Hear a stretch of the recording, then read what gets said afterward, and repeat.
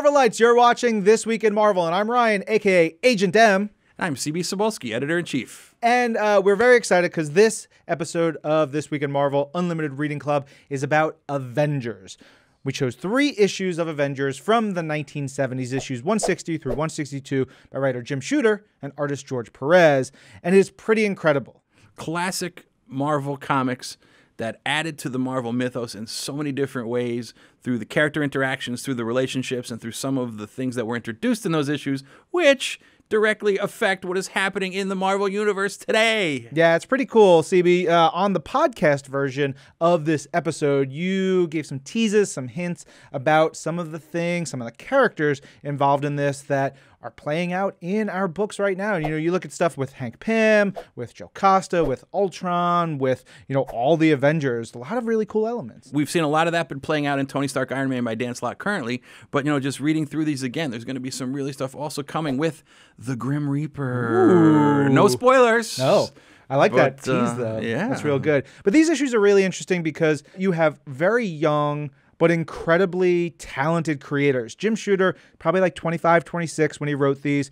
George Perez is 22, maybe 23 years old when he draws these. You blew my mind when you told me that. Right? Yeah. This is an artist who is a legend, who has recently announced his retirement from comics, going out as one of the all-time greats. Yeah, and this is kind of where he really got his start, He'd been picking around at different things, a couple backup stories that you had mentioned in the podcast, some fill-ins here and there, a couple issues of Avengers earlier, but this is where he really had started doing runs of books, which was so key to the development of so many young pencilers in terms of not just learning their craft, but of also getting their name known by the fans. His layouts are so interesting and varied. Even when he's putting 9 panels on numerous pages, which is a lot, he's still varying them up and making them dynamic and exciting and fresh from page to page. Yeah, and we don't know, going back since they were working Marvel style, how much of that direction came from Shooter. But if history, and conventions speak,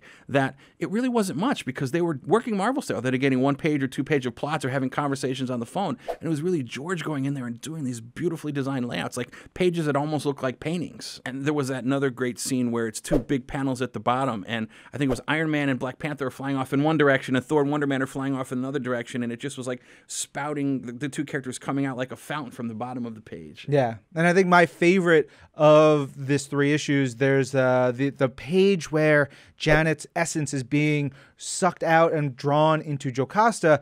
He uses Kirby Crackle. He uses really tight close-ups, facial expressions. There's all his little details of the machinery, very Kirby-ish stuff, but taken like to new levels because of his detail and his finesse. And that's so interesting that you say that because for me, there was a Kirby style. You could look at any artist and say, oh, they were inspired by Kirby. But Perez took that and made it his own because everything you just said really later became known as the Perez style as he started doing different things. And there's artists today where you can say, oh my God, that artist, you were clearly influenced by George Perez. How do you know? It's like, it's so obvious in the way you draw energy or crack or in your page layouts because George never skimped on panels no matter, what project he was working on or what era it was.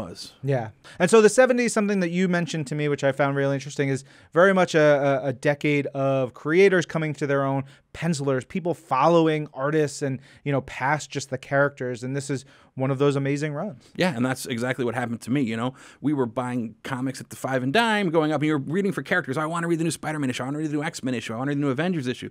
But then you started realizing that the people who draw these, there were certain issues maybe you liked more than others, and you started following the artists. So be it Perez or be it Starlin or be it Byrne, that was the first one for me. Like I really started noticing artists and following artists when it was John Byrne on X-Men. And Byrne did some issues of Avengers in this run as well, but it was really when he came on to X-Men that really that I really started noticing him and following him for that. There's lots more for us to talk about Marvel in the 1970s. You're going to have to check out the podcast version of this episode wherever you get your audio. And we'll be back with another episode of This Week in Marvel Unlimited Reading Club about the 1980s. The 80s, the best decade. Ooh. In so many different ways. Maybe I'm even going to dress up like I was in the 80s. Oh, we got to think about it. Get that mullet. Yeah. Bring back the mullet. I'll start growing. Bring back the mullet. All right. Stay tuned for that. For now, I'm Ryan. And I'm CB. And this is Marvel, Your Universe.